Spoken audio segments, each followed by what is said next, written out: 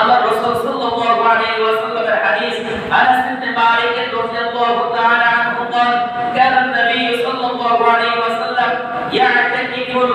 يعتكف في العشر الأواخر من رمضان আল্লাহ রাসূল সাল্লাল্লাহু আলাইহি ওয়াসাল্লাম প্রতি বছর রমাদানের শেষ দশকে ইতিকাফ করতেন কিন্তু কোন এক রমাদানে আল্লাহর হাবিব সাল্লাল্লাহু আলাইহি ওয়াসাল্লামের ইতিকাফ ছুটে গিয়েছিল এজন্য রাসূল সাল্লাল্লাহু আলাইহি ওয়াসাল্লাম বলেন এজন্য আনাস ইবনে মালিক রাদিয়াল্লাহু তাআলা আনহু বলেন ফালাম্মা কানা ফিল আমিল মাকবুল ইতিকাফ আল্লাহ রাসূল সাল্লাল্লাহু আলাইহি ওয়াসাল্লাম বলেন যে 10 দিন যখন ইতিকাফ ছুটে গেলেন 10 দিন ইতিকাফ ছুটে যাওয়ার কারণে আল্লাহ রাসূল সাল্লাল্লাহু আলাইহি ওয়াসাল্লাম পরবর্তী আরেকটি রমাদানে ইতিকাফ 20 আল্লাহ রাসূল সাল্লাল্লাহু আলাইহি ওয়াসাল্লাম টানা 20 দিন ইতিকাফ করলেন কতদিন 20 দিন ইতিকাফ করলেন ধরেন এই বছর ইতিকাফ রাসূলের 10 দিন ছুটে গেলেন এজন্য আল্লাহ রাসূল সাল্লাল্লাহু আলাইহি ওয়াসাল্লাম আগামী বছর রমজানের টানা 20 দিন তিনি ইতিকাফ করেছিলেন সুবহানাল্লাহ তাহলে ইতিকাফের গুরুত্ব ফজিলত আছে না নাই কি পরিমাণ গুরুত্ব আর ফজিলত আমাদের মাঝে উপস্থিত হয়েছে এর পরেও যদি আমাদের দিল না ছুটে এর পরেও যদি আমরা এই মহামহিম ইবাদতের প্রতি যদি আমরা আকৃষ্ট না হতে পারি তাহলে আমরা দুনিয়াতে কি কি করলে কি কি ভাবে আপনাদেরকে আমরা বোঝালে আপনারা এই ইবাদতের প্রতি নিজেকে উপবেশন করতে পারেন নিজেকে সামনে পেশ করতে পারেন এজন্য আমরা এখন থেকে প্রস্তুতি গ্রহণ করি যেহেতু করে সময় আমাদের মাঝে নেই গত জুমায় আমি যাকাত সংক্রান্ত আলোচনা করার কারণে এই ইতিকাফ সংক্রান্ত আলোচনা করতে পারি নাই এজন্য যারা এই ইতিকাফের জন্য ইরাদা করেছেন নিয়ত করেছেন ইচ্ছা পোষণ করেছেন তারা এই ইতিকাফের জন্য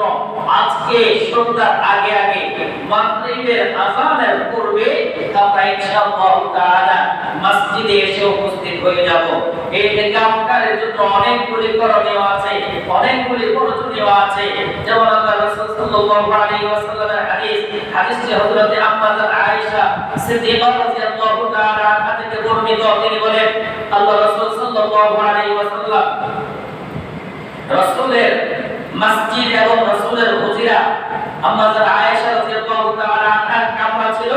একেবারে পাশাপাশি আল্লাহ রাসূল মাঝে মধ্যে মাথাকে একটু বের করে দিতেন আম্মা আয়েশা সিদ্দিকা রাদিয়াল্লাহু তাআলা আনহা বলেন আমি আল্লাহ রাসূল সাল্লাল্লাহু আলাইহি ওয়াসাল্লামের মাথায় মাঝে মধ্যে একটু তেল লাগিয়ে দিতাম মাথার চুলগুলোকে আশ্রয় দিতাম এছাড়া আল্লাহ রাসূল সাল্লাল্লাহু আলাইহি ওয়াসাল্লাম ওয়াদায়ে হাজত অর্থাৎ প্রস্রাব পায়খানার জরুরত ব্যতীত আল্লাহ রাসূল সাল্লাল্লাহু আলাইহি ওয়াসাল্লাম মসজিদ থেকে বের হতেন না এটা যারা ইতিকাফ করে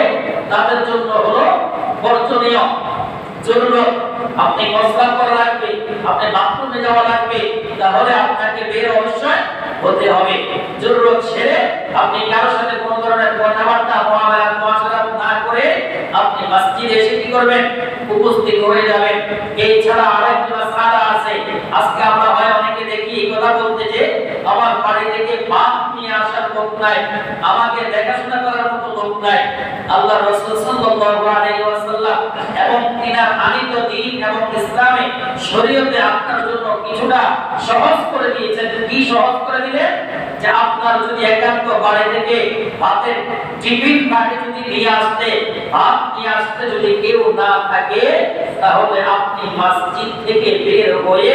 আপনার খাবার আপনি নিজে নিয়ে এসে মসজিদে খেতে পারবেন তবে শর্ত হলো মসজিদ থেকে বের হওয়ার সময় থেকে শুরু করে আপনার ভাতের বাড়ি নিয়ে আসা পর্যন্ত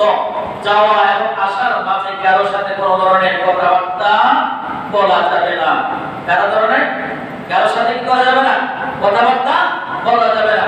বাড়িওয়ালাদেরকে বলে রাখবেন নির্দিষ্ট একটা জায়গায় কি করবে আপনার ভাতের বাড়ি রেখে দিবে সেখান থেকে আপনি নির্দিষ্ট সময় গিয়ে নিয়ে আসতে পারেন বাড়িতে যারা আছে তাদের সাথে আপনার কথা বলার কি নাই কোনো প্রয়োজন নাই রাস্তাঘাটে কারোর সাথে কথা বলার কোনো প্রয়োজন নাই। এতটুকু পর্যন্ত আপনাকে সুযোগ দেওয়া হয়েছে। এরপরে যদি আপনি দুনিয়ার কোনো ওসিলা, দুনিয়ার কোনো ওসিলা পেশ করে যদি এই মহামহিম ইবাদত থেকে যদি বেঁচে থাকেন, তাহলে তো আমার আপনার কপাল পোড়া ছাড়া কিছু নয়।